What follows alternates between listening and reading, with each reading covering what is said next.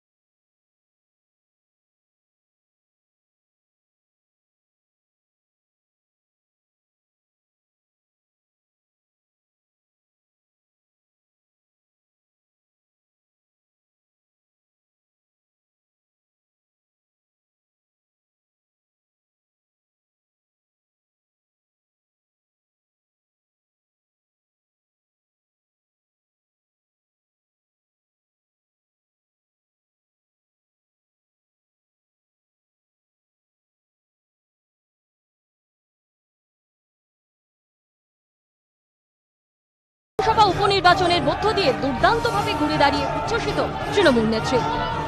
দিদি, উপনির্বাচনে ৩-০, এটা শুধু বিরাট জয় তা নয়, কালিয়াগঞ্জে প্রায় 25% মেকআপ করা এবং খড়গপুরে 28% মেকআপ করে এতটা লিড, কিভাবে দেখছেন এই বিপুল জয়? 3-0। আমরা কিন্তু 21 বছরে একবারও কালীগঞ্জ সিট পাইনি, কখনো কালিয়াগঞ্জ কোনোদিন বা খড়গপুর কখনো পাইনি। এই প্রথম ওখানকার মানুষ আমাদের প্রতি বিশ্বাস রেখে, আমাদের ভালোবেসে, আমাদের শুভেচ্ছা দোয়ায় দিয়েছেন। বিশেষ করে আমি আজকে বলবো এই রেজাল্ট হচ্ছে মামাটি মানুষের জয়, মানুষের জয়। আরো নম্র হয়ে মানুষের পাশে থাকতে হবে এবং বিশেষ করে এটা বাংলার সভ্যতা, বাংলার সংস্কৃতির, বাংলার সম্প্রীতির, বাংলার সংহতির, বাংলার একতারও জয়। লোকসভা নির্বাচনে এগিয়ে থেকেও মাত্র 6 মাসের ব্যবধানে বিজেপির এই হতাশাজনক ফল নিয়ে শুরু হয়েছে বাকযুদ্ধ। দাম্ভিকতার, বিজেপির যে দাম্ভিকতা এবং যে ভাষায় তারা কথা বলে তার বিরুদ্ধে, বিশেষ করে কালিয়াগঞ্জের পিছিয়ে পড়া মানুষ, তা সে রাজবংশী হোক, তপশিলি জাতিই হোক, বিভিন্ন স্তরের মানুষ তারা মমতা বন্দ্যোপাধ্যায়ের প্রতি আস্থা রেখেছেন। একটা জিনিস ক্লিয়ার হলো যে ইভিএম ফিক্সিং হয়নি, সুতরাং তৃণমূল কংগ্রেসের উচিত ইভিএম ফিক্সিং হয় এই দাবি থেকে সরে যাওয়া।